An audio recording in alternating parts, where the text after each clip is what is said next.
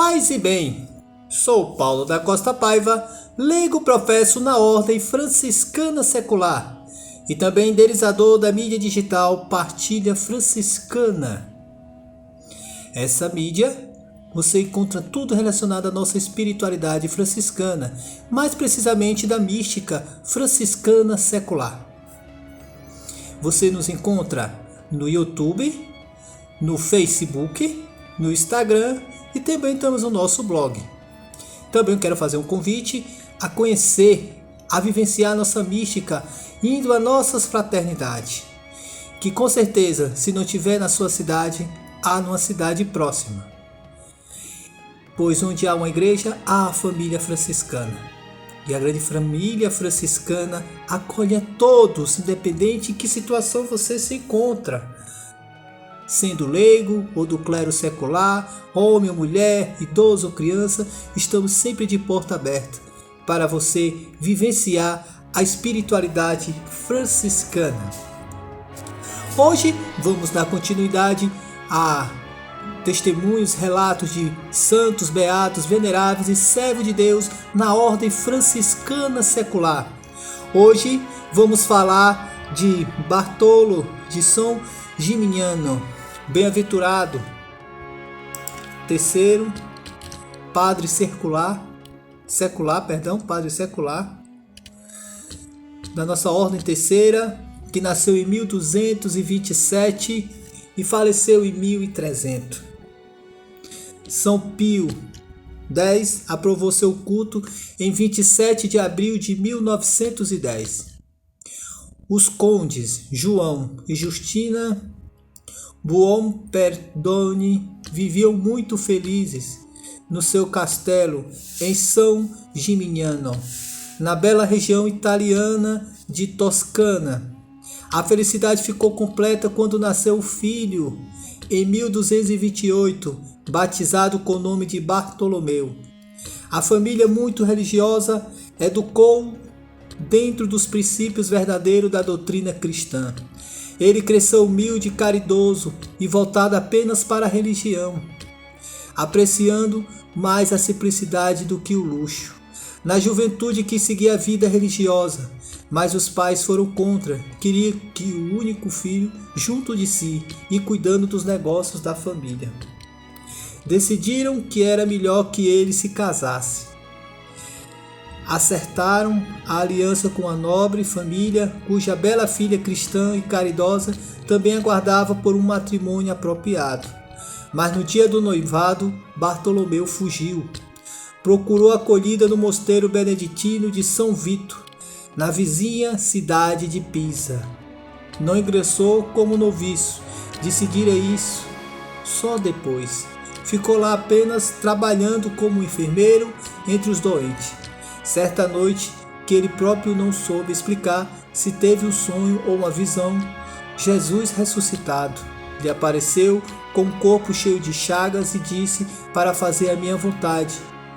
Não deveis tornar-te um monge, devereis em vez viver no sofrimento por 20 anos. Bartolomeu ouviu o recado, deixou o mosteiro e a cidade indo para outra região, Volterra, onde ingressou na ordem terceira franciscana. Aos 30 anos de idade, o bispo de Volterra ordenou o sacerdote e enviou-o como capelão de um pequeno povoado e depois pároco de outro.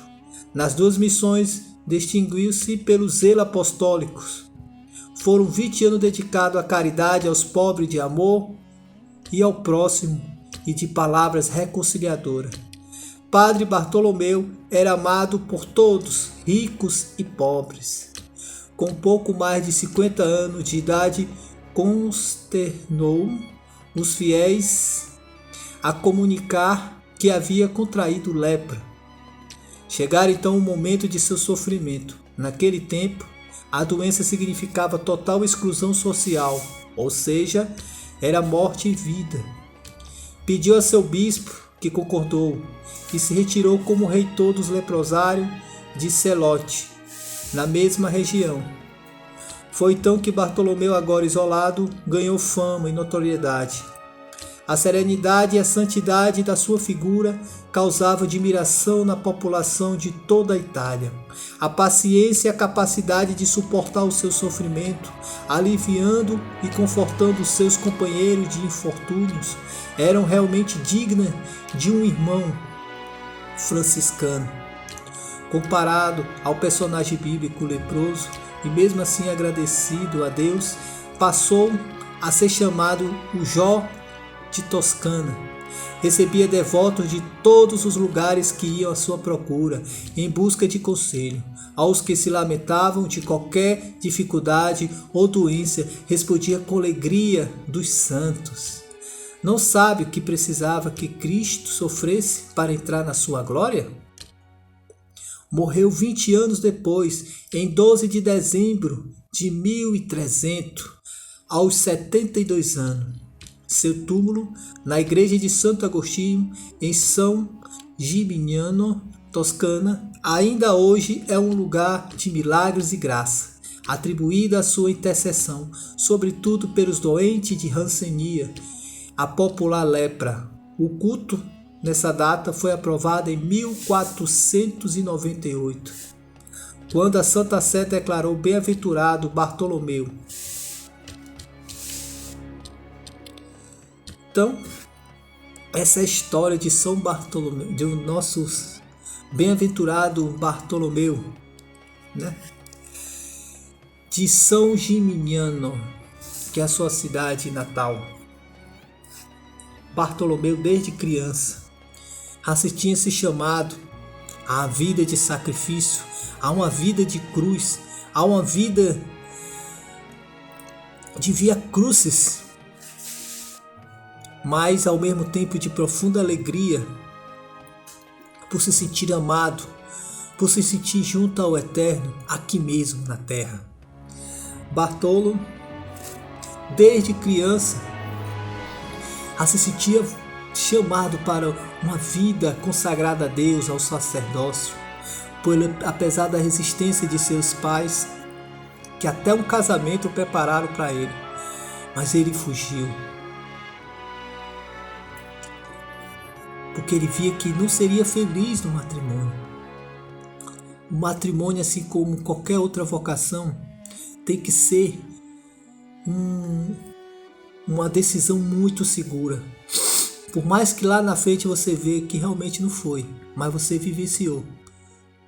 Mas tem certos sacramentos que você vivencia por resto da vida.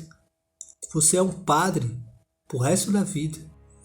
Se você se casa, por mais que você se separe, aconteça alguma situação que seja necessário os dois se afastarem, você não vai deixar de ter contraído o sacramento, né? Apesar que hoje existe a nulidade do casamento, então aquele sacramento não aconteceu verdadeiramente, porque quem se casa por resto da vida. Na ordem terceira existem muitos casados que se afastaram de sua esposa, mas com a autorização dela. Ele viveu num canto e sua esposa em outro. Viveram a castidade, viveram na penitência, viveram totalmente consagrado a Deus nas orações e na caridade. Bartolo não chegou ao ponto de se casar. Abraçou o seu chamado, se tornou sacerdote. Não um sacerdote religioso, um clero secular, mas que abraçou a espiritualidade franciscana, na qual ele se tornou terceiro, penitente. Uma pessoa que se dedicou totalmente aos pobres, ao ponto de se tornar tão pobre quanto, ao contrair a dita lepra, que hoje conhecemos como Hanseníase. E ele viveu a sua via crucis com alegria, porque ele estava certo que venceria a eternidade. E isso já se começou aqui em vida. Ele foi conhecido como Jó, mas diferente de Jó, ele não murmurava. Ele lançava pétalas de flores de alegria, da alegria do perfume eterno de Deus a todos que precisavam de sua consolação, de sua renovação de esperança e de fé. A sua vida foi um testemunho que converteu muitos corações. Até os últimos momentos de vida foram dedicados a Deus. E somos convidados, dentro do nosso chamado, dentro de nossa vocação, a vivenciar Deus.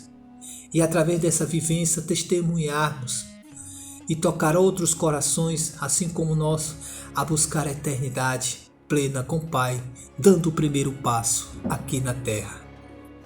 Paz e bem.